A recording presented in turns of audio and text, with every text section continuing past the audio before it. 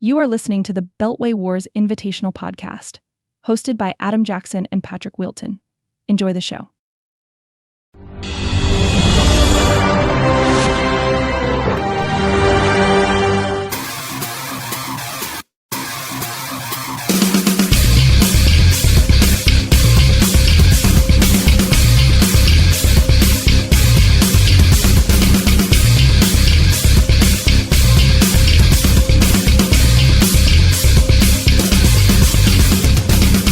Welcome here again to the Beltway Wars Invitational Fantasy Football Podcast. I'm Patrick, he's Adam.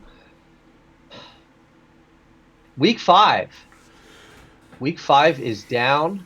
Yeah. We have a good bit of parity in the league. We'll get to that, but we've only got one team that has 4 losses. The rest of the teams are either 3-2 or 2-3. So lots of just good, even competition going on right now in the Beltway Wars. And speaking of the other team managers, the majority of them were seemingly at the bank with us on Sunday as we watched the Ravens lose to the Texans. The tailgate was great. The crew was excellent, but the game was pretty miserable, pretty embarrassing for us. I thought we brought our A game to the tailgate, but unfortunately the team, I would say, performed a few letter grades worse than that. Any thoughts on the day that was Sunday? I mean, like you said, the tailgate was awesome. It was good to see everyone as always. Food was great. Scott's mom's great. Everyone's great. Parking, all that good stuff. And then you get into the game, and then you have to sit and watch.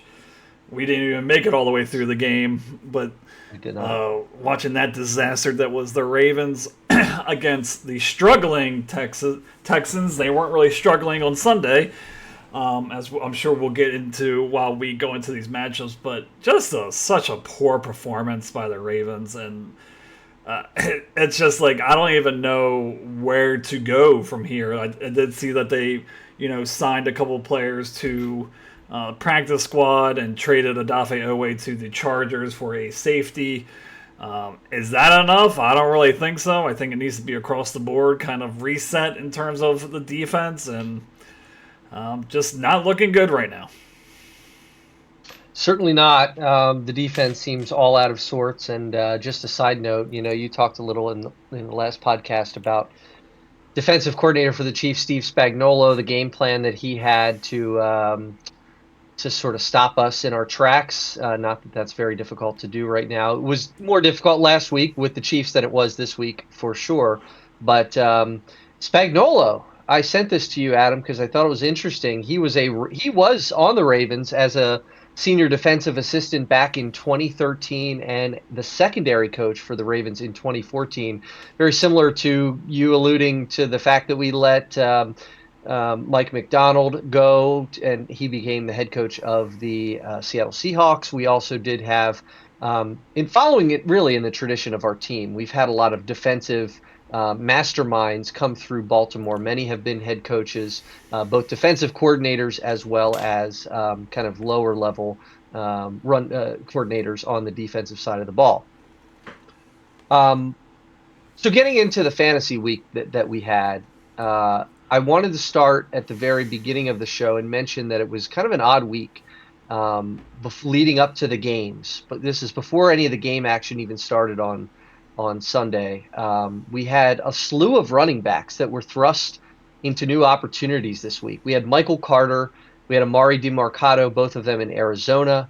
We had Rashad White and Sean Tucker in Tampa Bay. And then we had Rico Dowdle in Carolina. And we'll get into a few of these guys in depth as we go through the show. But I don't remember too many weeks with this many sort of mid to late week shifts, really in the plate tectonics of the running back position, which is a really important position. So any thoughts just generally on the week of running backs and new opportunities? Yeah, I mean, Rico Dowdle, let's start with the good. First of all, 200 yards rushing, that is not something that can be ignored. Also a theme of what I'm going to be talking about a lot today is, when you have a good performance from a player and the team also wins, I think that's an important kind of correlation, because it's like, well, that's what made you win the game. is that this player's performance. So maybe the offense kind of molds around doing that same kind of game plan because they already found success with that plan, winning the game. So Rico Dowdle getting 200 yards, Panthers win. Is this something where they get him more involved now with Chua Hubbard there as well? Does this become a 50-50 split? I don't foresee them going too far away from Chua Hubbard, so maybe 60-40 to Rico Dowdle. But I mean, talk about exploding onto into the conversation. Rico Dowdle with 200 yards is crazy to see in Carolina. Very now, impressive. Going on the other side, DeMarcado.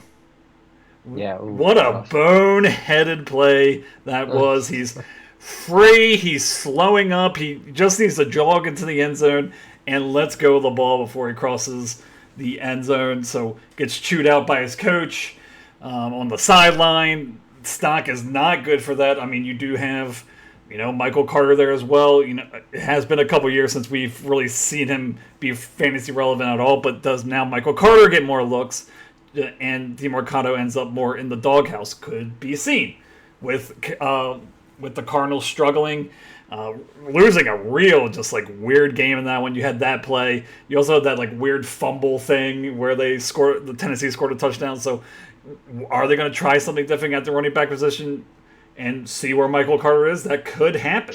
So a lot of intrigue in these position battles between the within each team. And we should get more clarity as we go into next week. Absolutely, I think we will, and because some of these are multi-week injuries, so we will see some of these guys coming back out in week 6 and getting some run. All right, with that, let's get into the matchups this week. We will start with our highest scoring team of the week. It was the Westminster Wrecking Crew, Scott's team, advancing to 3-2 over the Penn Prairie Wolves, who take another loss. They are now 1-4. You've got the Wrecking Crew coming out of this as the number 7 team. You've got the Prairie Wolves as the number 11 team. The score, it was a big score, 143-32 for Scott, the highest total of the week against the second highest total of the week. Some bad luck for Jake Krieger and the Prairie Wolves with 132.68. One of the situations that we talked about is the Rico Dowdle, Chuba Hubbard situation. Scott was without Chuba Hubbard this week. He missed this game, so was unfortunately on the bench. It happened to correspond with the same week that DK Metcalf, perhaps his most consistent receiver on the young season, was also out on bye, as well as starting tight end Kyle Pitts, who was on bye this week. So lots of missing pieces, but Scott still puts up the highest score here. He gets really good predictable production of what we've seen lately from David Montgomery in a homecoming game in Cincinnati. That was where he grew up, has a lot of family at that game. Quinshon Judkins continues to work on the ground very well for Cleveland. He goes over 100 yards in this one. Both of those guys 13 or more fantasy points. We did get some performances that were not expected, and it really helped Scott get to the top of the leaderboard this week. We had Jamar Chase, 6 for 10, 110 and 2 touchdowns. Whew. Thank goodness. Of course, now you have a changing situation there at quarterback. We found out early today that Joe Flacco will be potentially throwing him the ball. May not get in there the first week. May take a week to get used to the offense. We don't know. That's yet to be seen. Otherwise, wide receivers, Brian Thomas and Ladd McConkey. Baby steps, right? I think this is the best performance of the season for both of these players. Both of them hitting double figures, I think, for the first time. Brian Thomas hits 10 on the nose with 80 yards, and Ladd McConkey, 39 yards and a touchdown, hits 12.4 this week. So lots of missing pieces, but Scott comes away with the victory in this one. Looking at the starting lineup, Adam, who is the beast for week number 5? I mean, I think the beast has to be Jamar Chase, finally getting it going. He did have that big week too as well with Joe Burrow, but finally getting it together with Jake Browning. Now, Jake Browning, of course, now going to be the backup to Joe Flacco, so that's kind of interesting to see what Jamar Chase's value is. But 10 targets, second most of the season, 6 receptions, also his second most, for 110 yards and 2 touchdowns to double his touchdown outputs thus far. So you love to see it, especially out of the number 1 overall pick. And you'd like to see it even if Joe Flacco takes another week that finally Jake Browning has decided, hey, Jamar Chase is pretty good at football. I should probably give him the ball. So you like that he's looking for him, throwing it deep, and things like that. They are against Green Bay next week. And we saw them kind of get a little torched by Dallas, 2 weeks ago. So maybe not so much of a bad matchup in terms of that. They could be behind. Jamar Chase could, have another big day. He is my beast for this week. Very good call next week. Could be a sneaky good start for Chase, surprisingly. Okay, how about the bust? I'm going to go with Kyler Murray. Now through 5 weeks, now quarterback number 17. I feel like he is always like the upside is so high, and then it just never really gets there. He hasn't scored over 20 points this season. Scores 15 in this one.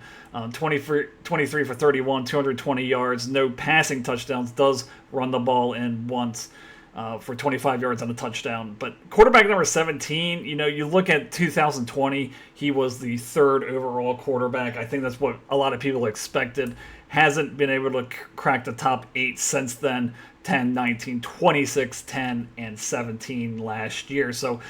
Or this year. So this is kind of what he is. I mean, he's kind of a mid-teens guy. He will have 1 or 2 of those games this season where he scores 30 just because of his rushing ability and all that stuff. But just kind of a middling starter. Low-end quarterback 1, high-end quarterback 2. I mean, that's kind of the player he is. So he is my bust for week 5.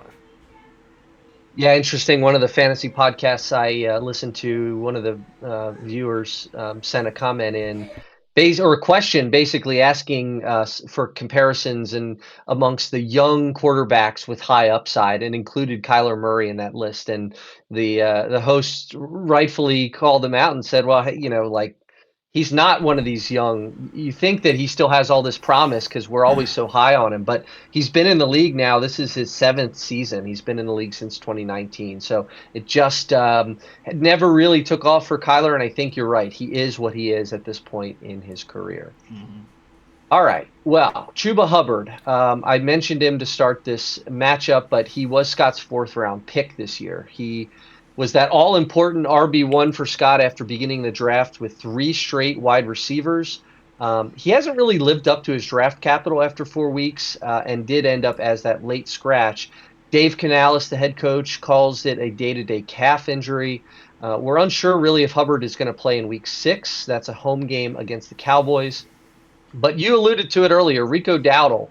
Yeah. He's going up against his former team. He's in a revenge game. He had the 206-yard explosion in week 5. For Scott, on a scale of 1 to 10, how worried would you be that this backfield is at least a timeshare when Hubbard returns? I mean, you would feel a little different if Chuba Hubbard was actually having like a good season. And then, just a backup comes in and has a good season. But it hasn't been good thus far. Now, running back number 26, last 2 weeks only had 8 points. They have 16 and 16, so he was being involved. But really, the yards per carry aren't too high, 3.5, 3.8, 4.2, and 4.9 last game he played. So I'm concerned. I would say like a 6. I mean, I don't think that he's going to necessarily lose his entire role in this offense, but I think his value definitely takes a hit because Rico Dowdle just exploded. 200 yards. You can't just, put that genie back in the bottle. He's definitely going to have a role going forward, and I think it just kind of is what it is. Chuba Hubbard probably viewed more as a flex play going forward. I would agree with that. Absolutely. All right, let's move over to the losing side here. It is the Penn Prairie Wolves with a 132.68. We mentioned he scored the 2nd most amount of points this week. So very unfortunate to face Scott in week 5. Got a lot of great performances from the guys that you're expecting to get great performances from. You're getting Christian McCaffrey, 23 fantasy points. Man, I was playing Jake in another league. He's got McCaffrey in that league as well. After the first quarter in a PPR league, I think he had 10 points. I was like I was squirming. I was not very happy with that Thursday night. But he does go for 23.9 in our league. Jackson Smith and Jigba, 23.2. Another fantastic game for the young wide receiver in Seattle. Stephon Diggs, incredible game, 10 for 12, 146, a revenge game against the Bills. I texted Jake midway through that one that Diggs looked like a man possessed against his former team. He was uncontrollable on the field, on the sideline. He was showing a lot of emotion, had a great 19-point fantasy day. Dalton Kincaid in that same game on the other side of the field, 6 for 6, 108 yards. Doesn't get the touchdown, but those yards were good enough for 13 fantasy points. Gave the dual start to the tight end, Sam Laporta, as well in the flex spot, 92 yards, and does get the touchdown for 17 fantasy points. Otherwise, of note on the bench, it was that Thursday night game as well for the 49ers. With all the receiver injuries there, Kendrick Bourne got a chance and made the most of it with a 19-point fantasy day with Mac Jones at quarterback. Those two guys played together in New England, so that was a nice 10 for 11 for 142 for Bourne. You think his fantasy relevance probably is short-lived until at least Pearsall and or Juwan Jennings return. Yep. So a few options here, Adam. A nice week for Jake. Let's start out with your beast. So I think my beast has to be, as you kind of mentioned, Stephon Diggs, really going off in this one. 10 for 12, 146 yards, his most yards of the season. But again, also trending up as well. So, he had 101 yards last week as well, getting more on the same page with Drake May. Still has a lot left in the tank, is the number one option there in New England. As Drake May gets better, I feel like Stephon Diggs' value is also going up. So definitely a player that is trending up in fantasy. Has New Orleans, Tennessee, and Cleveland next. So, kind of middling kind of games. But games that the other team should be very competitive in, or that the, New England might be a little bit behind. So there will be a competitive game, so there'll be positive game script. And so that's why he is my beast for this week. Definitely a player trending upwards. Yeah, he's had his two best fantasy weeks of the season the last 2 weeks, totaling 19 targets, 16 receptions, to about 250 yards split between the last two games. So very impressive to week 4 and 5 for Diggs. Okay, how about the bust this week? I mean, we can just keep on harping on A.J. Brown. I mean, it just continues. It's not getting any better. I saw Jalen Hurts overthrow the ball to him, which would have been a walk-in touchdown. He just missed him. And it just seems like they're not on the same page. We said last week that A.J. Brown was kind of, I think he tweeted out something or put something on Instagram about his displeasure in a kind of cryptic sense with the Eagles right now. They have their first loss of the season, so what does that kind of mean? Does this kind of muddy the waters in terms of, they were winning and they weren't using them, so they're fine, but now they lost and they didn't use them, so how does he feel about that? But only, 8 targets, 5 catches, 43 yards. 43 yards is his second most of the season. With where you drafted him, it's kind of insane. Only has 1 touchdown on the season, so he is my what is it, beast or bust? Bust of week. He's bust. 5. I would agree. I would agree with that for sure. Yeah. And made a few other comments after the game when asked about sort of a missed deep ball that Hurts kind of missed him, but it looked like Brown had kind of slowed up and not run the full route. So just still not good vibes there for Brown in Philly. All right.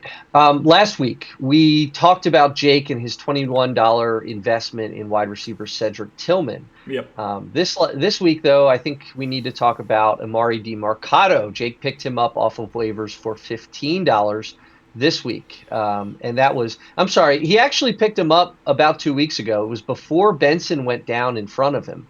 And before he traded for Benson. So he might have been talking that trade up, picked Amari DiMercato up just in case, and did end up making the trade for Benson. Benson goes down.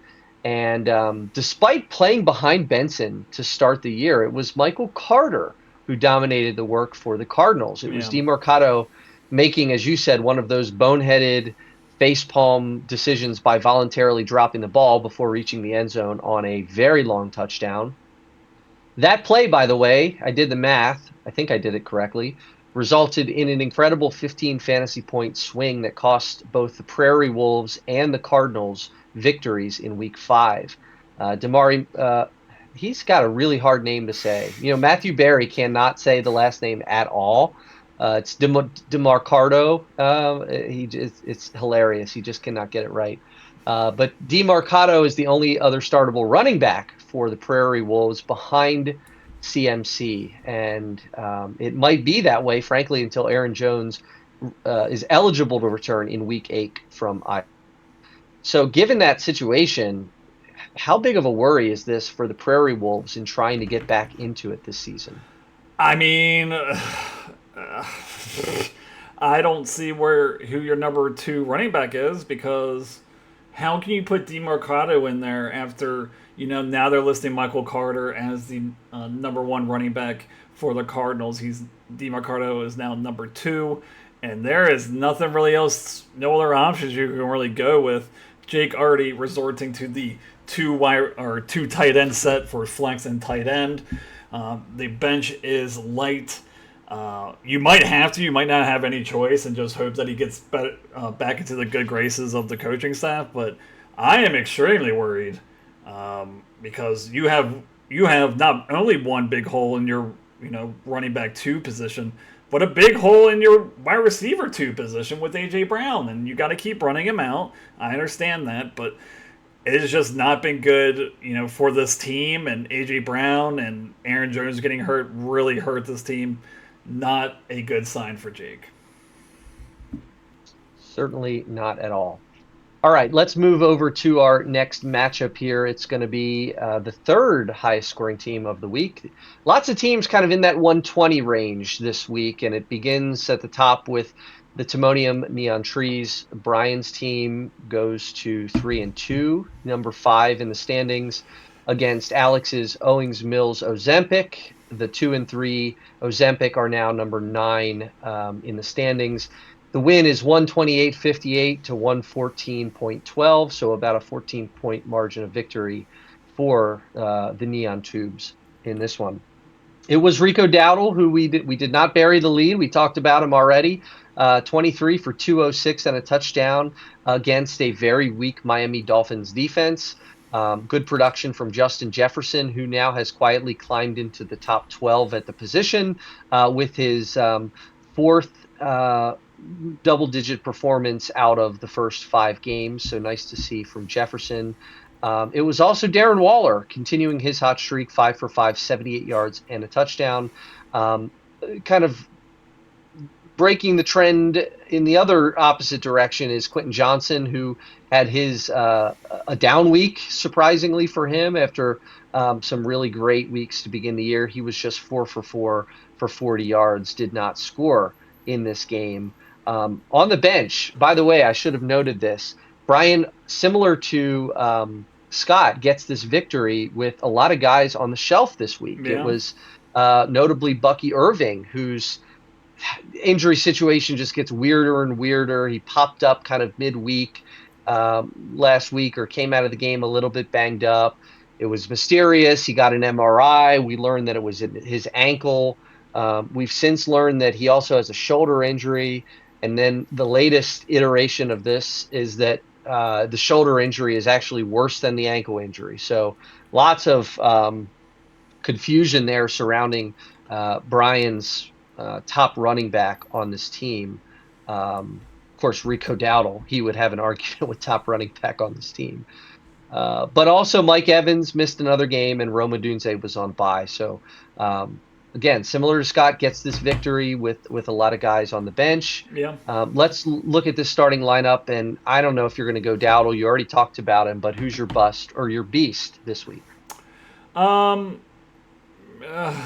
It's kind of hard not to go Dowdle, right? I mean, 23 carries, 206 yards. That's not something you see every week. And I think it needs to be recognized again many times in the show. Maybe the last time in the show, but just a crazy, unbelievable game from Rico Dowdle. You saw this a little bit last year. I was an owner of Rico Dowdle on the Cowboys. He looked pretty good. I mean, I was kind of surprised that he went to Carolina with Chua Hubbard being there. But again, and also looking at this, 67% of the snaps.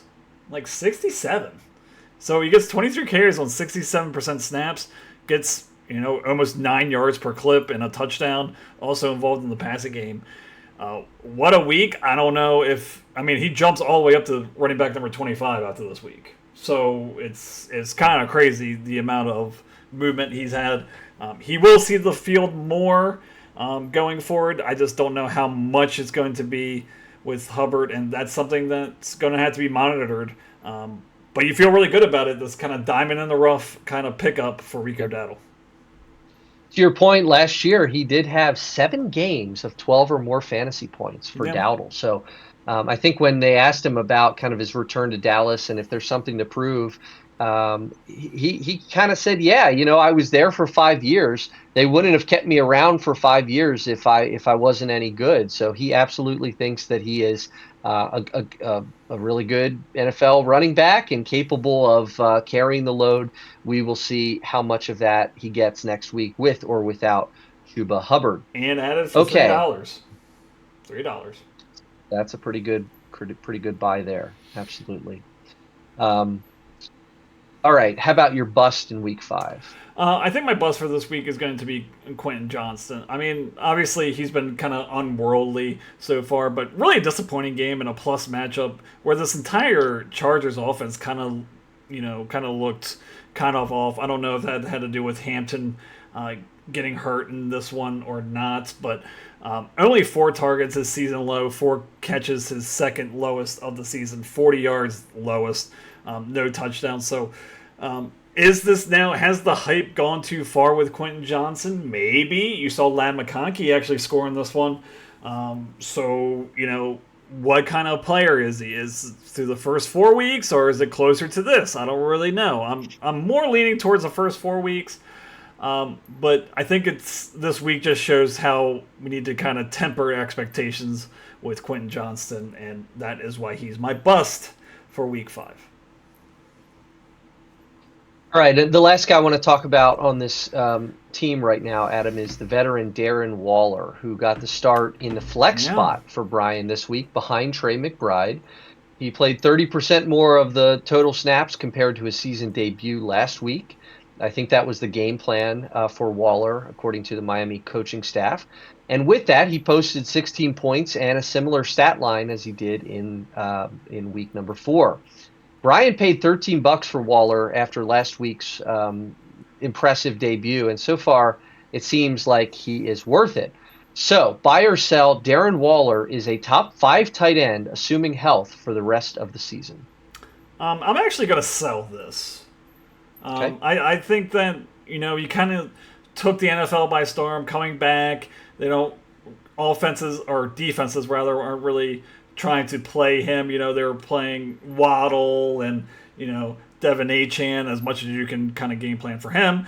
But I just think that he, kind of took defensive coordinators kind of off guard. I don't think that's really going to happen anymore. He is a force to be concerned about on the field for Miami. I do not believe he's going to be a top 5 tight end. Doesn't mean he won't be a good one, but I think top 5 is a little too much for my liking. Okay, moving along here to the losing side is Alex and the Owings Mills Ozempic. Got a huge day, Adam. We've talked about him over and over again this season. The incredible rookie Emeka Egbuka. Yeah. I think I pronounced that name correctly, unlike Gronkowski. Did you see Gronkowski try to pronounce that name? Oh my God! I think he said Ibigbu, and then the whole cast around him started laughing at him, and it was a funny moment. But yeah, Egbuka, 27.8 fantasy points, 163 yards, and a touchdown. He is, I think, at least after 5 weeks, has to be the rookie of the year. I mean, is playing unbelievably well for a really dynamic team in the Buccaneers. Um, but that was kind of it for Alex. Josh Allen failed to get 20 points. The Patriots had a plan for the Bills last night. Derrick Henry, I don't even know if we have to talk about him. Um, Wan'Dale Robinson, like 5 for 7, Yeah. 30. Like, that's not working. Jerry Jeudy, you think, oh my gosh, we've got a new quarterback that's probably gonna just dump a lot of passes off to a veteran target up close. Jerry Jeudy, 2 for 5, 15 yards, Yeah. really just struggled. Um, lots of players were missing here for Alex, Jordan Love, Swift, Dobbs, Tucker Kraft, but still gets the loss in this one, and doesn't really have anyone except for Ibuka putting up a fantastic day. So with that, if it's not Ibuka, who is the beast? Um, well, you're kind of burying my lead, and that's fine. That's Um, right. It has to be. well, I mean, it has to be. I mean, 7 for 7, 163, and a touchdown, also 2 point conversion. Now, wide receiver number 3 on the Oh my season, gosh. as Wow. everyone has already known. Everyone predicted it. Um, most points on the season, 85% snap count, 7 targets. He runs deep, he runs short. It doesn't matter. What he does is amazing. Really fits very well in that offense. Chris Godwin's kind of that middle route kind of person. Mike Evans can take it over the top and be that big body. He kind of can just do it all. It doesn't matter. And there was a lot of talk at a training camp about Baker Mayfield and him working extensively together. That is showing right now. He's my beast of the week and probably my steal of the draft thus far. Yeah, it's hard to argue with that. The Buccaneers offense is also just so prolific that they run, I think I'm not sure where they rank in terms of plays run, but just looking at the numbers of snaps that the Bucks run, or that Ibuka has played, I mean, really good numbers. I mean, in week 2, he played 74 snaps. So, Yeah. he's getting a lot of work. He's on the field a lot of the time, and he is fantastic. Yep. Yep. All right, plenty more options to choose from for your bus, so pick one. I think it's going to be Jerry Jeudy, and Yeah. again, you were kind of talking about new quarterback, fresh new start. He's the most trusted pass catcher in this offense. Just nothing happening in this one. High snap percentage of the season at 90%, but only 5 targets is tied for his season low. 2 catches, 15 yards, which was his season low. Change doesn't always bring good things. Rookie quarterbacks have a little bit of issues of being efficient, getting their playmakers the football. This seems to still be the case with Dylan Gabriel here. If they for some reason go to Sanders, it might just restart all over again, where they need to get comfortable with the NFL speed and whatnot. You also saw that with Wan'Dale Robinson as well, with Jackson Dart now starting. It kind of changes their fantasy prospects with a rookie quarterback throwing to them. So with that, Jerry Jeudy is my bust, and I am concerned about him going forward. Yeah, it's interesting. They really seemingly don't know how to use him. I'm just looking at his yards per target stats on the year. He has been everywhere from 3 yards per target to 5 yards per target, 6 yards per target, and one game of over 8 yards per Yeah. target. That's a huge variation for a guy, a veteran like Jeudy, that you should know kind of what his role in the offense is. It does not seem, now granted, there have been a couple quarterbacks in that time frame, but it is concerning that they have not been able to get him kick-started. Yeah, for sure. So Alex struggled to overcome some of his players that were missing this week in week 5, including DeAndre Swift and Tucker Kraft, who both had bye weeks. Terry McLaurin also missed this game, his second straight game, with a quad injury.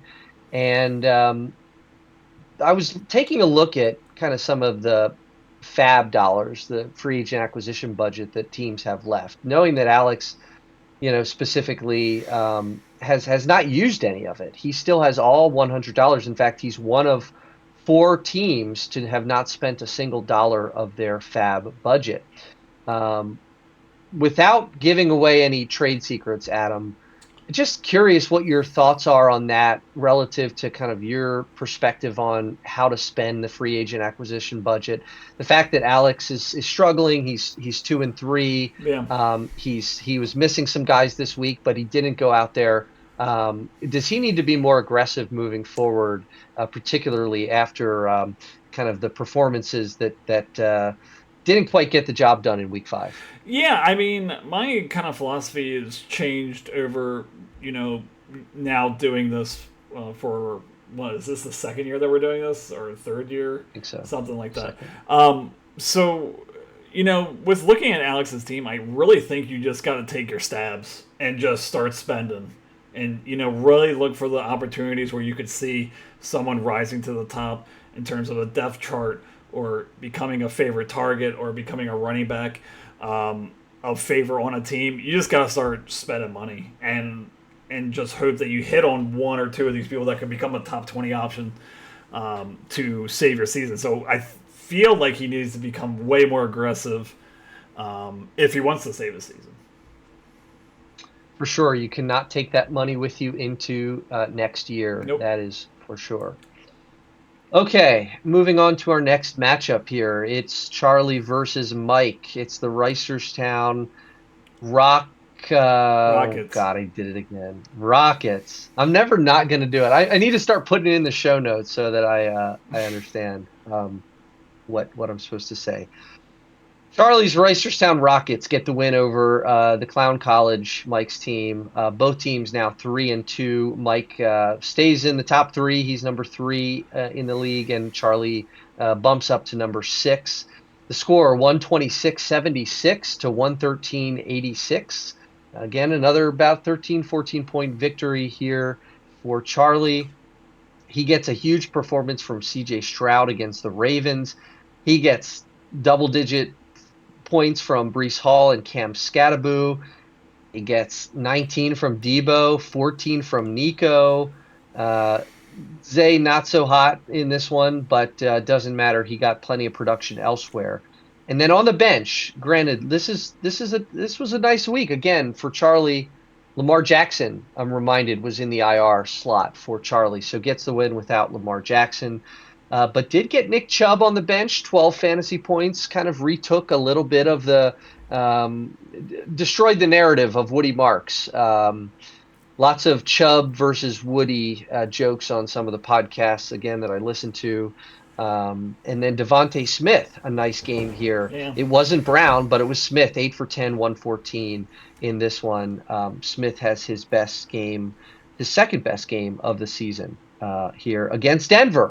We talked about maybe Pat Surtain. I don't know if he did end up shadowing A.J. Brown, but I think I mentioned on last week's pod that Devontae might have a shot against the other corner there in Denver. So looking at the starting lineup, Adam, who are you going to bestow the crown of Beast this week? I'm going to go with C.J. Stroud. And I feel like, at this point, if you have players that are going to play the Ravens, you have to put them in. I don't care if it's a second wide receiver, a tight end, maybe a backup tight end that's starting for an injured starter. I think you just got to put him in. This is his best week of the season. Going back to, we can go back to last year. He definitely didn't have a week like this last year. No, he did not. We can go back to the year before then. Did he have a week like this? He had a week like this in week 12 where he scored 30. So this is his best game since 2023, week 12. He looked good. He found open receivers. Very, very efficient, 23 of 27, 4 touchdowns. Again, most of the season. He had a nice run in this one as well. Just a great play, and a good play against a really bad defense, but he gets the job done, so he is my beast for week 5. Yeah, 4 touchdowns, his second best game of his career from a touchdown perspective. He had 1 game of 5 in his career. This is his first time with 4. And to your point, my gosh, what are Puka Nacua and Kyron Williams going to do? Puka might have 25 catches by halftime. It's not going to be pretty at all, except for me because I have both of those guys in my other league. So that will be a I fun have week. Puka as Whoever well. gets to play me. That's certainly a guy you want to have next week. Yeah. Okay, what about your bust for Charlie's team this week? So I'm kind of drawn. I mean, we can talk about John Johnson, but I kind of want to talk about Kenneth Walker here, just a little bit. It seems like kind of talking about this like every other week. Um, uh, he's just losing opportunities. It seems like. Zach Charbonnet had 9 carries. He had 10. So it's like a 50-50 split. 44% of snap counts compared to Charbonnet, which is 56. So he was on the field more than Kenneth Walker. Now, he was still very efficient. I mean, 8.5 yards per carry, his best of the season. But to be a good fantasy player, I don't care how talented you are, you have to be on the field. And now he has three out of the 5 weeks where he is under 50% snap count. So, now he's gone from, a solid running back 2 to maybe a flex position type player going forward. So he is my bust for week 5, and I have a lot of concerns going forward. Yeah, of the 4 games that Walker and Charbonnet have played together, Charbonnet missed week 3 or was a scratch, but of the 4 games, Charbonnet has outsnapped him in 3 of 4 of those games, including 56-44 in week 5. So certainly concerning there, like you mentioned. Yeah. All right. Well, Charlie did get this win in large part due to the 28-point performance that you mentioned from C.J. Stroud. Yeah. He got the start here because of Lamar Jackson's hamstring injury. And you know how I feel about C.J. Stroud. Yeah. But as you kind of alluded to, it's been his best 2-game span of his young career. It's been a really good couple weeks for him. Lamar is probably not going to play in week 6, and Stroud is on bye. So I guess the question is Charlie going to need to roster 3 quarterbacks, or can you afford to let Stroud enter free agency this week? I mean, so let's start with the obvious. If Stroud gets dropped, I do believe he gets picked up by somebody. I do think that would happen. So it all depends on what Charlie wants to do here. Does he believe that Lamar Jackson is going to be able to come back soon? I know that the Ravens have a bye after that. I'm pretty sure after next week. So he's going to need that second quarterback anyway. I think you have to go 3 quarterbacks. Maybe drop, Jalen Tolbert, maybe Seattle's defense, something like that. Maybe the Lions defense if you don't like their matchup. But I think just based on, Lamar Jackson, having next week, but then the bye where he's going to be out for both, I think you need to kind of keep Stroud to play the matchups.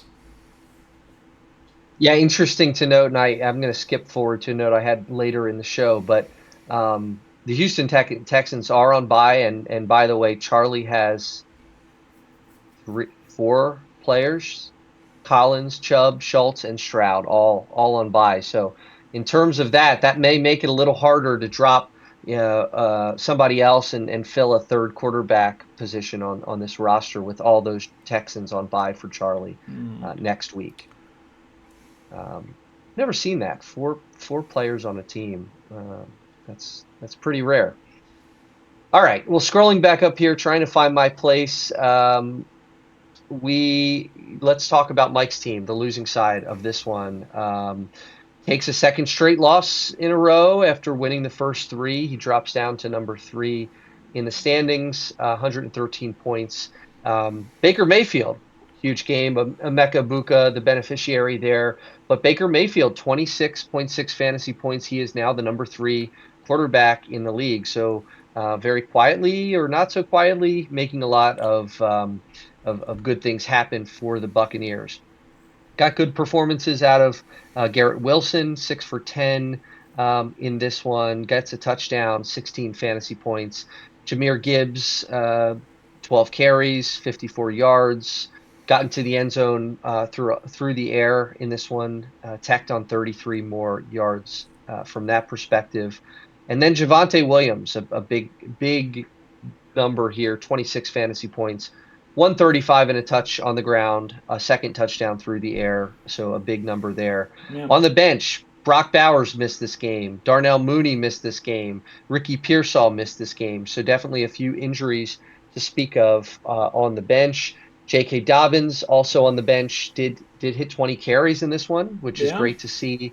The veteran running back being on the field for 20 carries, 79 yards, and a touchdown. And then Travis Hunter, just 3 for 3, 64 yards. But I did feel like, Adam, I did watch some of this game. I don't know. I don't know what you do with him. He made a really excellent catch in this game, but he just continues to play about 50 to 60% of snaps. Yeah, because he's so splitting time. Really... He's splitting time between offense and defense. I mean, that's why I kind of faded him in drafts when other people were higher. Yep, makes sense. All right, well, what is your beast for week 5? I mean, my beast has to be Javonte Williams. I mean, talk about a guy that came out of nowhere. You know, everyone was like, you know, he's the old guy. You know, you have Jaden Blue, you know, coming for the job there. You also have Miles Sanders there too. It's not the case. And now running back number 3 in fantasy football has his biggest game of the season, 26.4 points on 16 carries, 135 yards, 8.5 yards per clip, rushing touchdown, also a receiving touchdown, his first of the season. So again, talking about those mid-round running backs, rather, 9th round pick, running back number 3, looks good to me. He is my beast for week 5. Yeah, I mean, look, we talked earlier about how the Cowboys let go Rico Dowdle, who they presumably liked because they held on to him for 5 years, but maybe it's because they were confident that Javonte Williams was really good, and he continues to be incredibly effective. I really wish he would have fallen 5 more spots to be in the draft. Had him queued up, talked about him in the draft recap show, so I am not bitter at all about yeah, I mean, he's Javonte. having a career year. I mean, yeah, his highest before this was his rookie season where he ended up 17th in half-point PPR. He's now number 3. Yeah. All right. Well, without stealing the obvious one here, Adam, because we're going to talk about him with the last question. Who is your bust for Mike in week 5? So the bust for Mike is going to be James Cook. You know, just a really just kind of down game. 4.9 points, 15 carries, 49 yards. His lowest yards per carry of the season. Also doesn't secure a pass in this one, which is the first time he's done that all season. So just a kind of a disappointing game. Am I worried? No. But, you know, again, snap counts, 72, 73, 67, 47, 56. You want to see that like in the 80s is kind of what you wanted to go. I don't know if you're ever going to get there with James Cook. But a really down game. He has Atlanta next week. You're rolling him out regardless, but he is my bust for week 5. Okay, very good. Well, to end this conversation, I want to do a little bit deeper of a dive into 2 guys that we didn't talk too much about here, and it was the first 2 wide receivers that Mike drafted. It was Garrett Wilson, who he drafted with pick 4.8. He continues to demonstrate what I think is a pretty high fantasy floor for the 0-5 Jets. And then having been drafted as the 17th receiver off the board in our draft, he is now wide receiver 5. The other player, taken 1 round after Wilson with pick 5.5, Jameson Williams.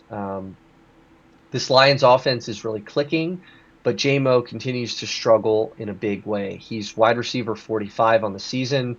4 of his 5 games have been utter disappointments. So, Adam, talk about both of these guys, Wilson and Williams, and what their production means to Mike's team the rest of the way. Well, let's start with the good news. Garrett Wilson, now wide receiver number 5 on the season, looking really good. You know, you're going to have those Justin Fields weeks where he doesn't get on the ball, but that seems to be fewer than, you know, that doesn't seem that's going to be happening a lot. They seem like they have a good rapport from their days at Ohio State. So really good pull there from Mike, because I know a lot of people were fading Garrett Wilson before the draft, so good to see that and pull the trigger there. But Jameson Williams, it's so weird. It feels like one of those things where there was like a disconnect between the front office of the Lions and the coaching staff of the Lions. Now, as you remember, before the season started, like right before the season started, they extended Jameson Williams to a contract extension. And what has the usage been?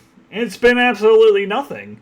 They're not getting on the ball. They're not throwing down the field. He's on the field a lot, but it seems like he's just more of a decoy for, those short, intermediate passing routes that Amon-Ra is so good at. And, Gibbs coming out of the backfield, Laporta, things like that, where they're not really blowing the top off the defenses like I even expected them to do. So it just kind of, it's very head-scratching that his usage is this low, targets are this low, especially because they just gave him a pretty large contract extension. Yeah, very disappointing there for the Lions. So many target catchers there. Lots of playmakers in the backfield, out wide, in the middle of the field with Laporta. So just lots of mouths to feed there in Detroit. And a really, I think, pretty efficient offense generally. So doesn't need to be as involved, perhaps. Okay, moving on to our next matchup. Unfortunately, it is my matchup. The Pasadena Pulverizers pulverized me in this one. Po' Boys end this one with their third loss of the season. The Pulverizers advance to 3-2. They're number 2 on the year. Sarah's team scoring 122.92 to my 117.72. A second straight week of it coming down to the wire on Monday night for me. I come out on the losing side both times. But let's start with the good news for Sarah. Talk about elite superstars. Pat Mahomes, the number 2 quarterback in fantasy after 5 weeks. 26 points in this game against Jacksonville. Predicted. That's right. It used to be the 20-point thing. Now 20 points is more of a floor than a ceiling all of a sudden for Patrick Mahomes, which is really good news for Sarah. She also gets 30 from Jonathan Taylor, by the way, the number 1 running back on the year. He is just absolutely incredible. He now has three of his 5 games over 28 fantasy points. He's getting a ton of work. He's amazing. But we shouldn't bury the lead here, and we'll talk about him a little bit more in the questions that we ask later. But Omarion Hampton, the rookie who was just emerging, leaves this game with an injury, placed on IR, was running pretty well in this game, caught 6 passes, eventually a loss to the Commanders. But Hampton certainly a big loss for Sarah's team. Otherwise, of note on the bench, Ramondre Stevenson and Rachaad White, 2 running backs that all of a sudden have fantasy value. Stevenson, a guy that can fumble as many times as he wants, and he still gets plenty of work. That from the a bitter anti-Belichick. That's right. You're absolutely right about that. Good call. I like that. It was also Rashid Shaheed on the bench, 4 for 5, 114, and a touchdown. He burned the defender for the Giants for an 80-yard long score from Rattler. Yep. CeeDee Lamb remains hurt, likely to return maybe in a couple weeks.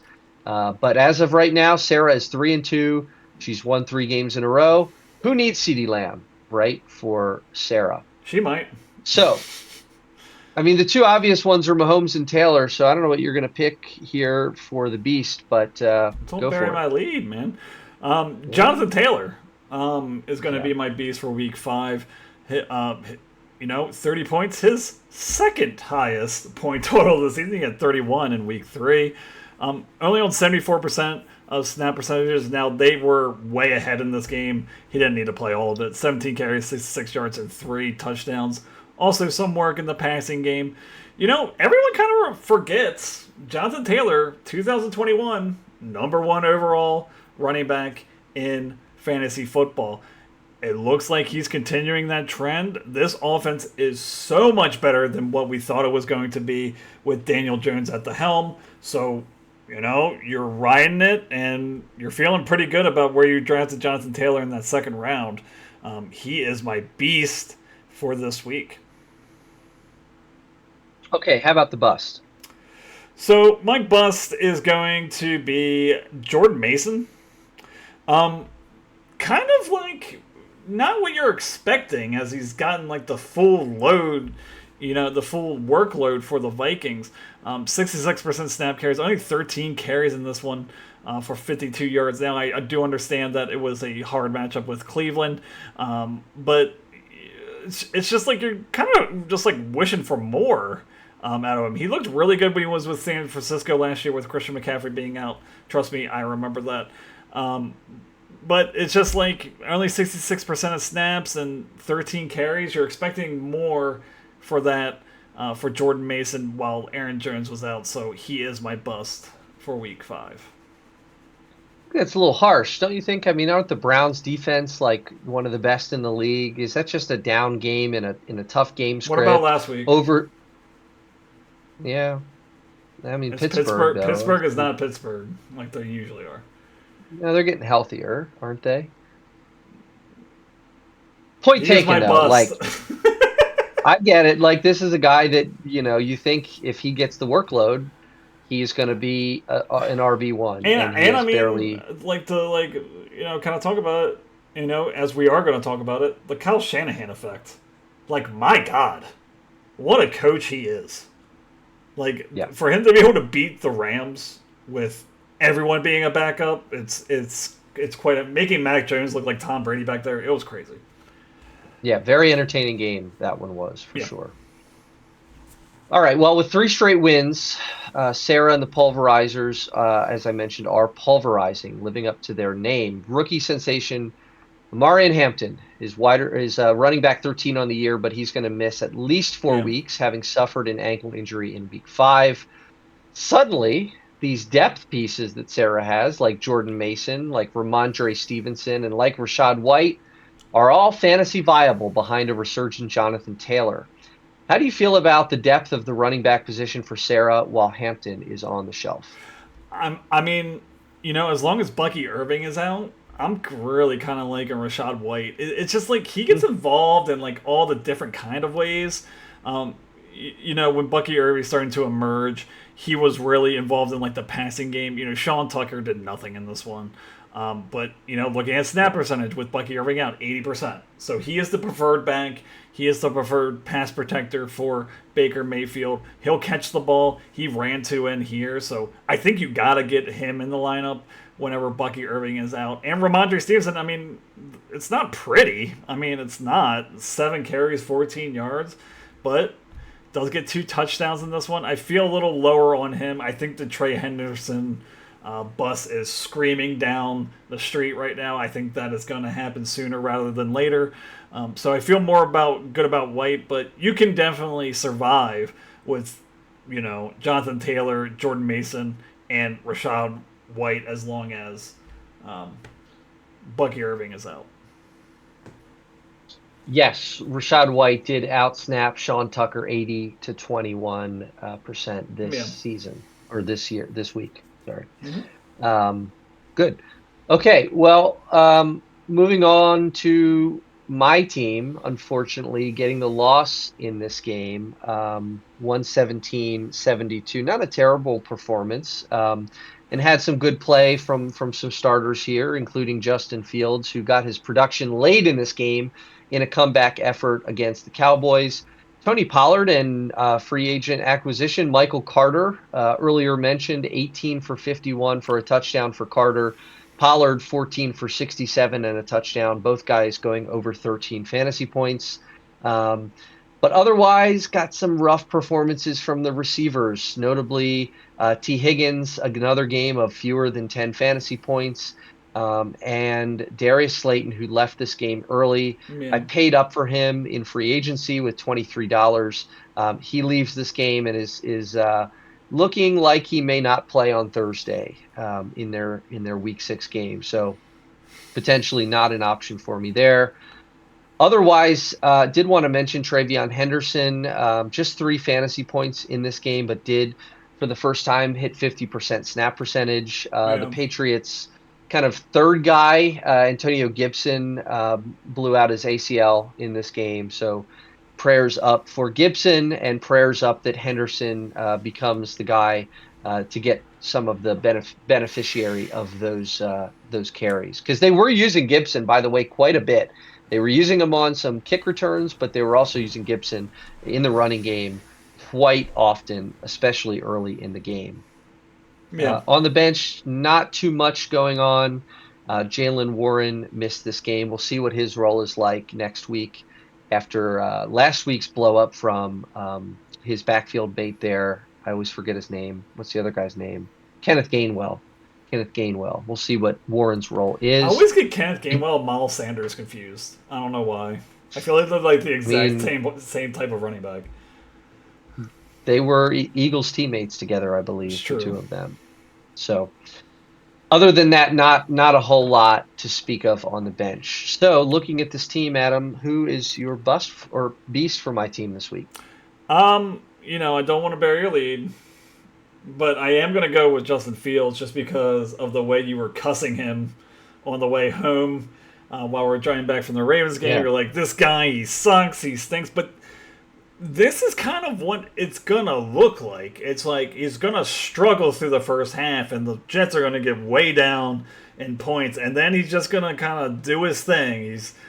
They're going to play prevent. The field's going to open up. He's going to be able to run the ball a little bit. He's going to be able to pass the ball a little bit, and then he'll end up with completely fine numbers. Now quarterback 13 on the season. Throws the ball 46 times here, 25 points on the day. So that is definitely some good news. Again, good NFL quarterback doesn't always translate to good fantasy quarterback, and vice versa. Good fantasy quarterback doesn't always transfer over to good NFL quarterback. That is the case here. But Justin Fields, 25 points in this week. He's my beast for week 5. Yeah, down 23-3 at half. I was not happy because I had checked the score throughout the Ravens game and saw some pretty disappointing numbers. I was shocked to find that he ended up with 25. It definitely did not look like that for most of that game. All right, on the other side of the coin here, give me your bust for week 5. So the bust is going to be Darius Slayton. As you kind of mentioned, you spent a lot of money for him. He looked to be the number one option for the Giants. But again, rookie quarterback, a running quarterback as well. Can he get the ball to his playmakers? Not so in this one. And just to put the cherry on top of that one, he also fumbles the ball in this one. It's just kind of one of those things where who is it going to be for the Giants? Wan'Dale Robinson, Darius Slayton, maybe Theo Johnson, the tight end, Jalen Hyatt. Who's it going to be for Jackson Dart? But I don't think that really any pass-catching Giant is really usable until we get a better picture going forward. So Darius Slayton with 2.6 points in week 5 is my bust of the week. Okay, well, last week, Adam, you mentioned that starting the right quarterback would be critical to my success for the rest of the season. Yeah. Since last week, since we talked last, I've narrowed down my options by dropping Daniel Jones, but the decision between Caleb Williams and Justin Fields will continue to be a tricky one for my team. A lot can change over the next few weeks, but let's just take a look at the upcoming matchups here for both of these guys. And I want to get your kind of initial thoughts if you were to make a game plan for the next couple weeks. In week 6 next week, it's Caleb Williams at Washington or Justin Fields versus Denver. Yep. What are you thinking there? I think you have to go Williams against Washington. Denver's a tough defense. I feel like that's one of those games where Fields could score like 5 points, have multiple turnovers, that sort of thing. So I think I would do Williams at Washington. Better matchup. Playmakers coming off a bye, had 2 weeks to prepare. All things pointing up for that. I would agree. Week 7, Caleb Williams versus New Orleans or Justin Fields versus Carolina? New Orleans, kind of sneaky defense, so I would go Fields against Carolina there. It would be a competitive game. Fields will need to put the whole team on his back to try to get the victory, so I would go Fields against Carolina there.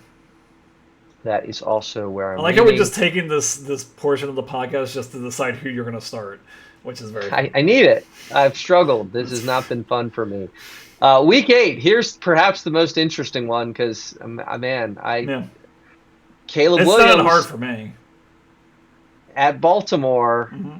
or Justin Fields at maybe an equally bad, not equally, well, it depends. So week 8, you'd like to think It's the Williams at Ravens, Baltimore. we may be healthier in week 8. Did you see C.J. Stroud what he looked like? I'm saying we weren't healthy. We might be healthier in week 8. That's 3 Okay, how weeks did that down the help us road. against the Chiefs and the Bills? All right. Well, okay. So it's Williams at Baltimore, Fields at Cincinnati. I don't even know if Until I've said now, this. again, you did put the caveat in things can change. Yeah. Maybe the Ravens have a miraculous change of defensive philosophy, but as of right now, C.J. Stroud scored that many points, his most points since 2023. I mean, you gotta start all your starters against Baltimore. All right. Fair enough. I will keep that in mind. As he's writing it down. No, I'm actually Sorry, looking. week 6 through week 8. I'm not trying to get you. It's probably May, to be honest. I'll probably play you in week. Have I played you yet? No. Oh, Let's good. take I a played you in look. week 7. That's great. I just gave Week you 7. Yeah. Well, that one, I mean, New Orleans, Carolina, you could really flip a coin on that one either, but we'll see. All right. Speaking of playing teams that you should have been able to beat, you should have been able to beat Dustin with 2 of his elite players on bye, but we're going to move over to that matchup now. Dustin getting a very close win. Lots of close or moderately close games this week. Yeah. But it was the Berlin Banshees getting the victory, 111-62 over 107-88 for your Union Bridge Badgers. The Banshees moved to 4-1, new top team at the top of the standings. Dustin reclaiming that mantle. I'm not sure the last time he was at the top of the leaderboard, but good for Dustin getting up there once again. Your Badgers fall to 2-3. You're number 8 in the standings. Didn't necessarily get a whole lot from Drake May in this one. Last night, he didn't need to do a whole lot. The Patriots kept control of that game, and Drake May just did not have to throw very much. I mean, still threw 30 times, but no touchdowns, 273 through the air. So a good NFL day for May, but not necessarily a great fantasy day for Drake May. Didn't need it, though. Kyron Williams with 27 fantasy points. Just elite level production out of Kyron. 14 for 65 on the ground. Caught 8 passes in addition to that, including 2 touchdowns. Could have been a bigger day. Lost a fumble in this one. I think could have had another touchdown, actually. 27 fantasy points is a big number. Also a big number from Jalen Waddle for the Dolphins. Might be a guy we're talking to more about. I think I mentioned last week, I thought to the moon. This was a good moon shot for Waddle. 6 for 9, 110, and a touchdown. The Dolphins were looking to him. They were looking to Waddle and Waller, the law firm of Waddle and Waller, getting the job done for the Miami Dolphins this week. They lost, but they got production from 2 elite passing options. Otherwise, of note, I mentioned the Falcons were on bye this week, so Bijan Robinson did not play. Drake London did not play. Kenneth Gainwell for the Steelers did not play. Jaden Reed on IR still. So missing some big pieces, but I'm sensing a theme here this week, Adam. A few teams with big players missing that got a victory in week 5. Any just general thoughts on that aspect of this? I mean, kind of the usual suspects. Kyron Williams has a nice day. Even Devontae Adams, even though the scoreline doesn't look 11 targets in that one with 88 yards. So really a compliment to Puka. Jalen Waddle in his first action without Tyreek Hill, 6 for 9, 110 and a touchdown. Tyler Warren, again, continues to be the best rookie tight end since Brock Bowers last year. Dustin gets Brock Bowers last year, and now he has Tyler Warren this year. So he has a knack for picking good tight ends. Now tight end number 3 on the season. So we're looking good for Dustin, and even survives with, his top 2 draft picks being out of this one. All right. Well, with that, which of these players that we just talked about is your beast for week 5? Yeah, so that's going to be Waddle. I mean, in his first action, again, without Tyreek Hill, 89% snap count, his highest targets of the season, his highest receptions of the season, his highest yards of the season. Also has a touchdown in this one as well. Um, you know, the talent's always been there. He's kind of been overshadowed by, again, Tyreek Hill and things like that. My question to you is, let's say Tyreek Hill moves on next year, just goes away from Miami. Where is Jalen Waddle being picked next year as the number one option in for the Dolphins, assuming Tua stays there and McDaniel? Oh, it'll depend on how the rest of the season goes, but maybe like round 3. Yeah, I mean, it was picked in round 6, so now you're getting round 3 value from a round 6 pick. I exactly put him around there as well. So he is my beast for this week, and again trending upwards for Jalen Waddle. All right, how about a bust in this starting lineup? So this is kind of hard to do because I could go Justice Hill, but he's kind of a backup and Dustin just played him. I'm going to go with Drake May though. Again, efficient, 22 of 30 for 273 yards, but again, looking at his last couple of games here, kind of going away from the rushing, which is that's part of Drake May's value is the ability to rush the football. Did have 45 yards in week 3, but only 11 in week 4 and 12 this week. It might be he's getting more comfortable standing in the pocket and throwing the ball. Maybe the Patriots don't want him to get hurt and take unnecessary hits, but if he stops running like he was earlier in the season, it really kind of hurts his value as a fantasy quarterback. I think he is a low-end quarterback 1 going forward, just because I do think that this is a trend that we will be seeing, that the decrease in rushing attempts for Drake May. So he is my bust. All right, well, Dustin's team, as we mentioned, is now 4-1, and the countdown to Rashee Rice making his season debut is down to just 1 game. Yep. He will be back on the field against the Raiders in Week 7. That's a home game for them at Arrowhead. And 7, I mentioned Week 7. 7 happens to be the operative number here, as Dustin drafted Rashee Rice with second pick of round 7. What are you expecting from Rashee Rice on a weekly basis for the rest of the year once he is indeed back? The way Patrick Mahomes is playing, 12 to 15 points a week is going to be like around the floor. And that's kind of scary. Because now you have Waddle, who's in a way better position than he was earlier in the season. You have Devontae Adams, who is fitting very nicely in that offense as well. You also have Drake London, who's looked really good with Michael Penix. And now you just have, just put the cherry on top of that, Rashee Rice, who is a top 15, top 20 wide receiver in this league. So Dustin is in great shape. He is 4-1, and his team is just going to get that much stronger with Rice coming back. When you listed those guys, did you say Drake London, I did. By the way? Okay. Yeah, 4 really great options, all picked in the top 7 rounds. So a nice start to the draft for Dustin. All right, moving over to the losing side, it is the Union Bridge Badgers, your team, Yep. 107-88. Big numbers out of Dak Prescott, 28 fantasy points, 4 touchdowns for him in a shootout against the Jets. A blowout against the Jets, I should say. Ashton Genty, this was a blowout, 40-6. The Colts get the win over the Raiders. Frankly, you probably should be grateful for 13 fantasy points out of Genty, given the game script there. Achane similarly 13 points at the running back position. The wide receivers, we'll talk about them later on here, but really let you down. Malik Washington, 2 points, and Trey Tucker, 9 points in this one. Didn't help that Brenton Strange left last night's game. He's now on IR. Put him on IR today, but just 2 fantasy points.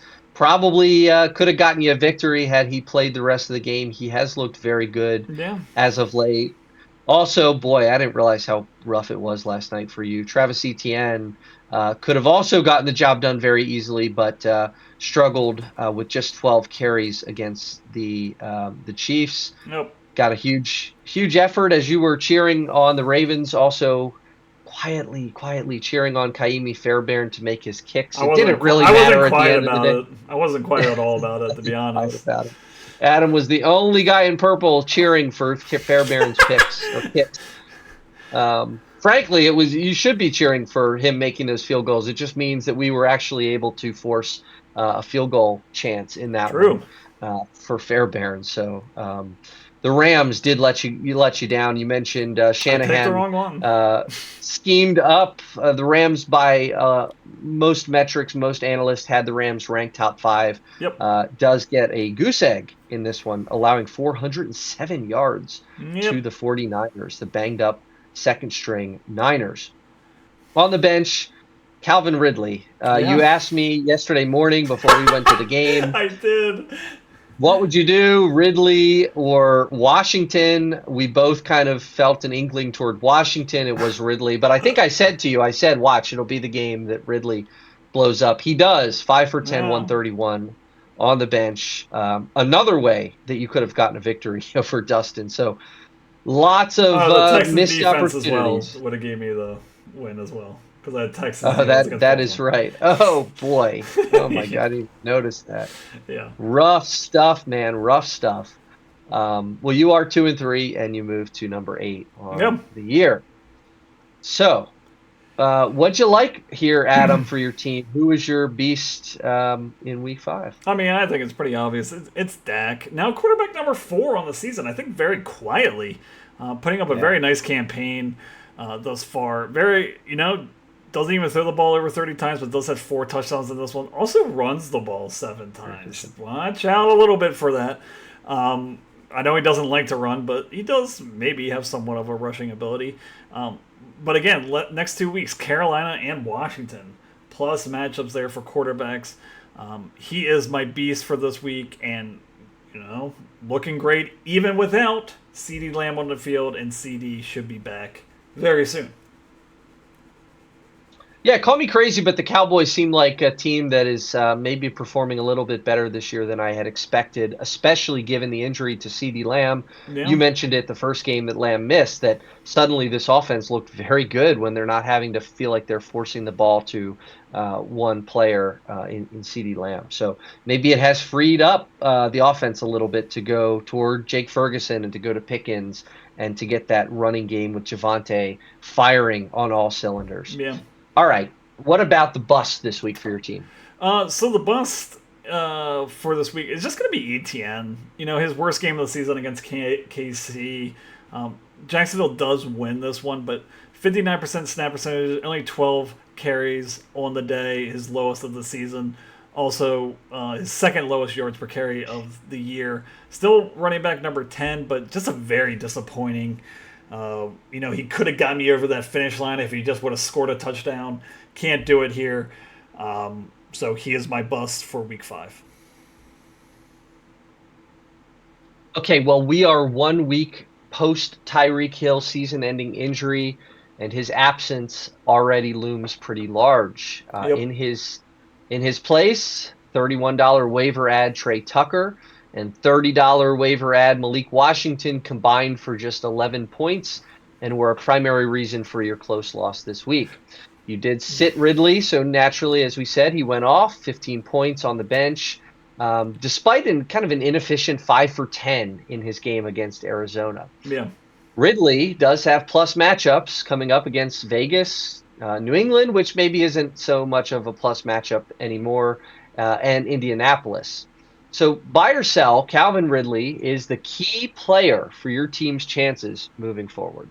I think that's 100% what it's going to be, because I really have nothing in terms of wide receivers. DJ Moore, you could also put him in that conversation as well, but I think that Calvin Ridley also has more of the upside, which is kind of crazy to say, than DJ Moore. Seems like the quarterback situation there is getting better. Cam Ward, being able to push the ball down the field. And remember when I mentioned, players doing well and the team winning. Titans won this one. Calvin Ridley did well in this one.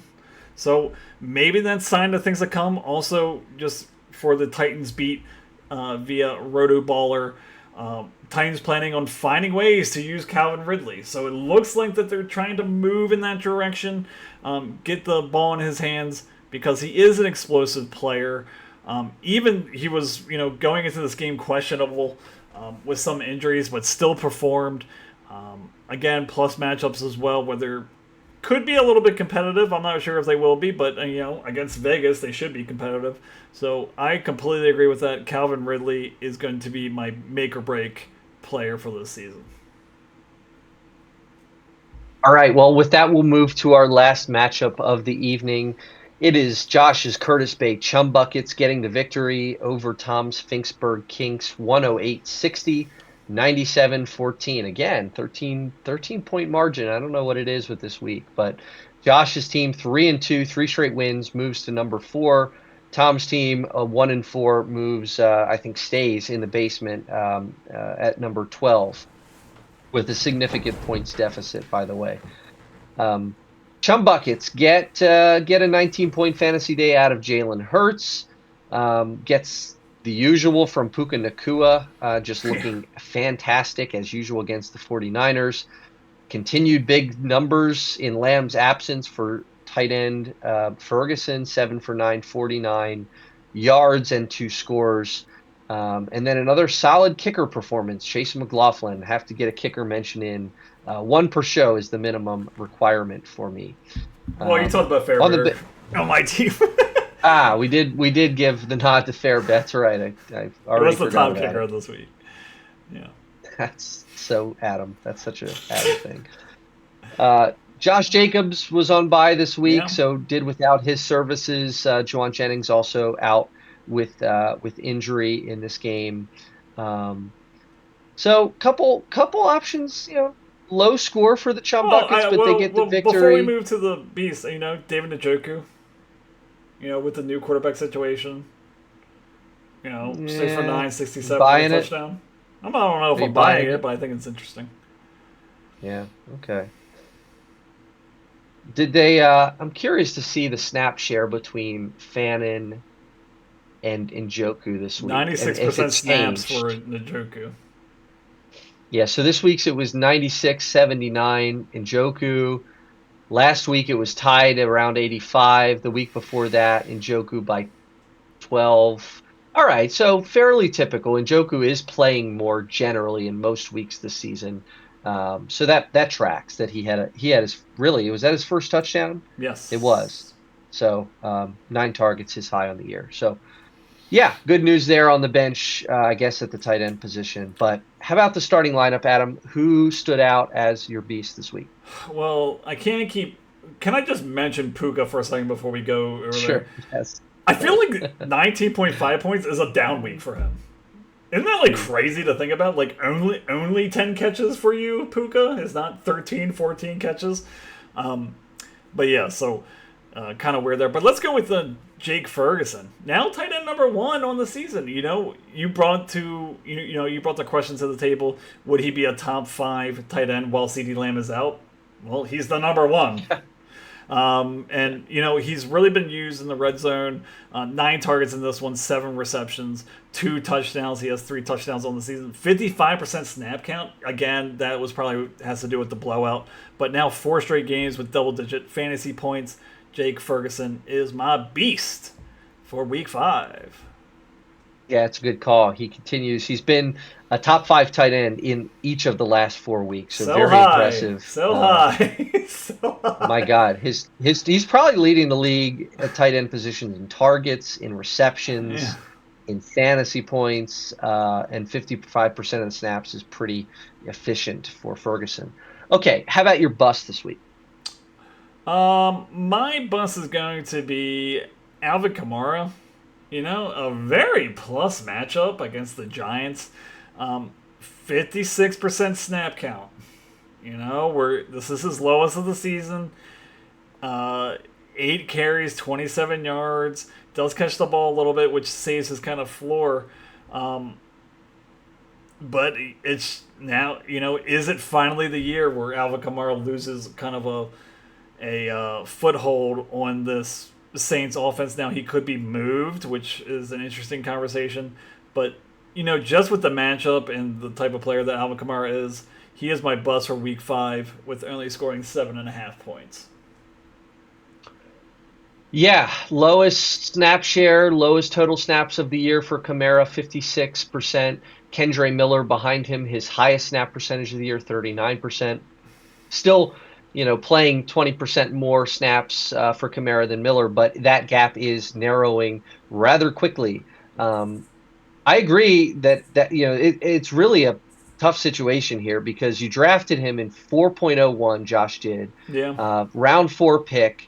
And we've talked about it before that he is a potential trade piece for the Saints.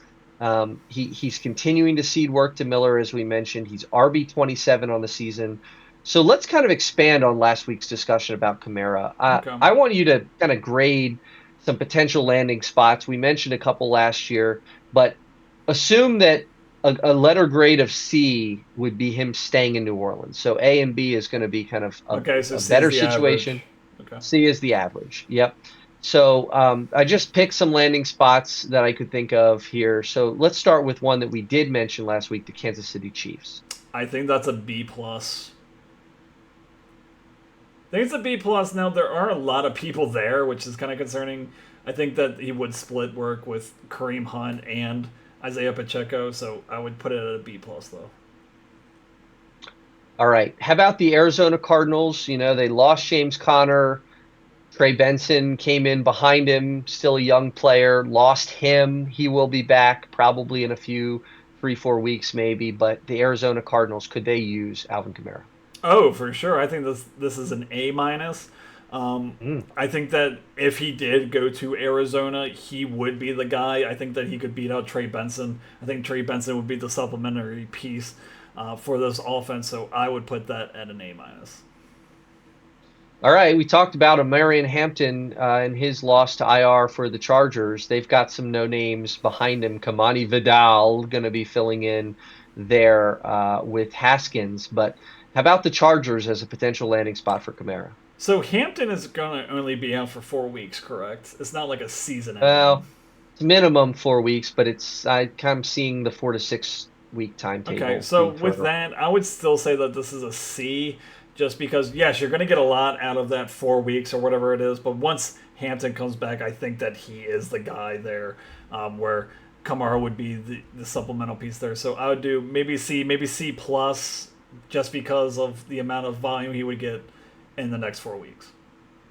If he was Minnesota traded Vikings. today, I mean, it doesn't mean that he's not traded later. It's just you know what I mean. Right, correct. Vikings.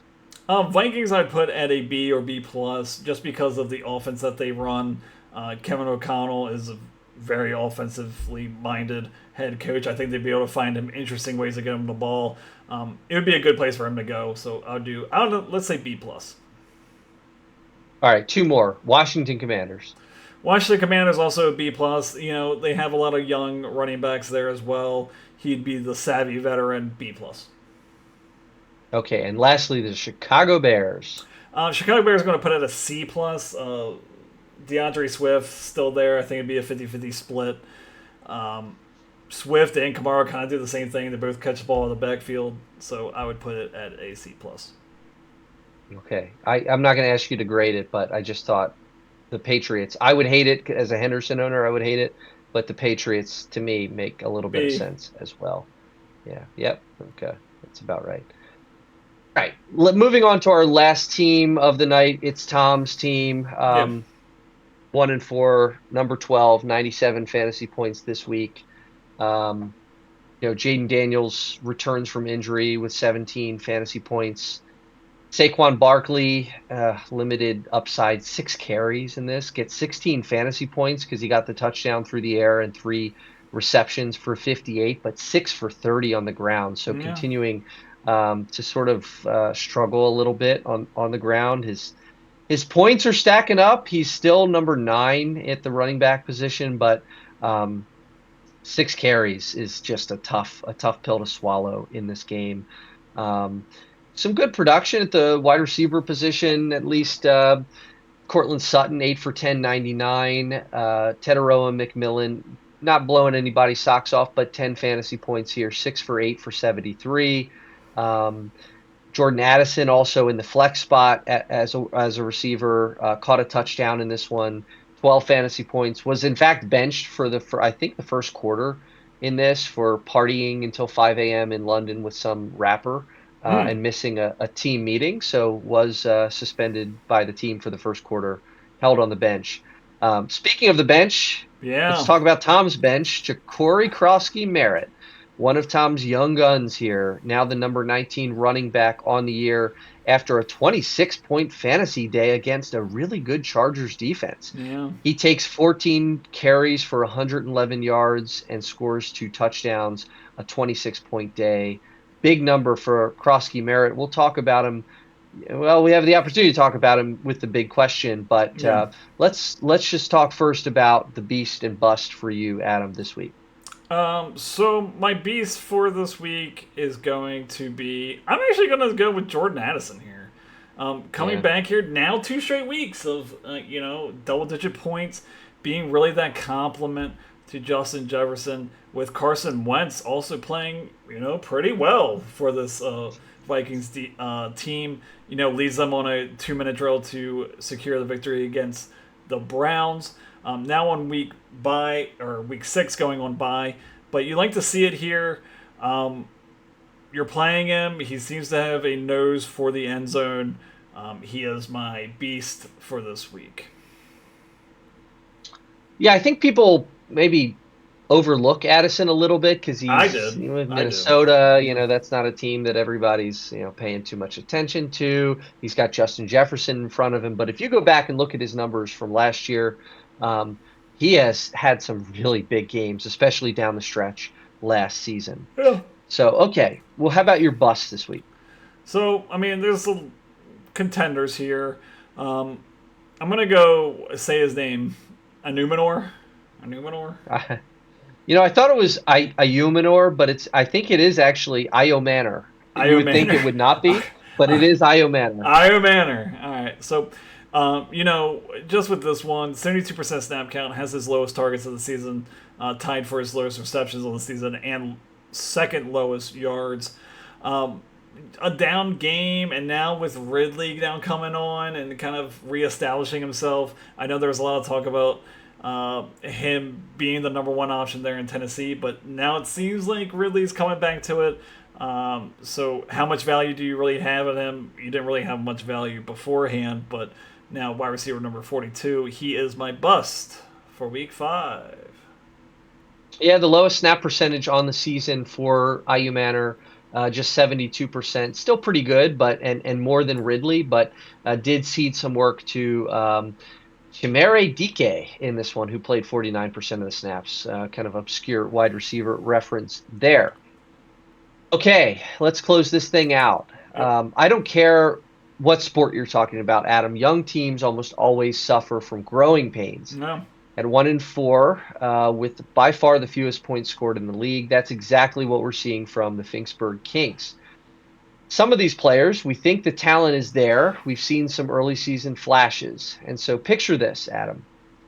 We're beginning our podcast after week 13, and the Kinks are on a late season tear, needing a win in week 14 to sneak into the fantasy playoffs with the number 7 seed. What did these first and second year players do to bring Tom to the brink? If that happens, what is going to be the key from these young guys for getting Tom to the promised land? Yeah, I mean, it's 2 things: living up to expectations and being consistent. I'm mainly thinking about Matthew Golden and McMillan. McMillan has become more consistent as the season has gone on. Has 8 targets in his last 3 games, 10 and 9. So he's never been under 8 targets. So that is the consistency you like to see. Now you want to see more yards, and you want to see that first touchdown on the season. So we need him to score there. Matthew Golden also needs to, assert himself as that number 1 option with the Packers. So consistency and rising to expectations, that's how he'll make that late season tear. Yeah, it should be noted on McMillan, the one thing to be concerned about is the potential return of Jalen Coker, who was a little bit of a preseason sleeper, a guy that I liked, a guy that I went out and grabbed last week. He will be returning from IR, I believe, next week, and has the potential to take a little bit of work maybe away from a guy like McMillan. All right, well, let's close the showdown now, Adam. I'm going to ask you to pull up the matchups for next week, Yep. but before you do that, I'm going to just kind of review the bye week teams for next week. It is just two. It is the Houston Texans. We mentioned Charlie has Stroud, Schultz, Chubb, and Collins all on bye there, and then it is also Texans, Woody Marks, Josh, with Woody Marks. Maybe don't feel too confident starting him after last week's performance anyway, but regardless, he will be on bye. The Minnesota Vikings will be your other bye week team. Justin Jefferson, he's going to be missing for Brian next week. Jordan Mason, who got the start in Sarah's flex spot this past week, will be missing. Jordan Addison and TJ Hawkinson, both for Tom, will be out this week. So with that, Adam, I think you've got the matchups. Yep. So the Union Bridge Badgers will be going against at 2-3. Will be going against the Westminster Wrecking Crew at 3-2. The Owings Mills Ozempic at 2-3 will be going against the Pasadena Pulverizers at 3-2. The Prince Street Po' Boys at 2-3 will be going against the Timonium Neon Tubes 3-2. Reisterstown Rockets at 3-2 will be going against the Curtis Bay Chum Buckets at 3-2. Finksburg Kings at 1-4 will be going against the Columbia Clown College at 3-2, and finally the Penn Prairie Wolves at 1-4 will be going against the Berlin Banshees, looking to upset at 4-1 for Week 6. Thank you for that, Adam. And with that, this has been the Beltway Wars Invitational Fantasy Football Podcast, Week 5 recap. For Adam, I'm Patrick. Thank you, and good luck in week number 6. Bye, everybody. Thank you for listening and your support. If you enjoyed the show, please make sure to like and subscribe on YouTube and Spotify.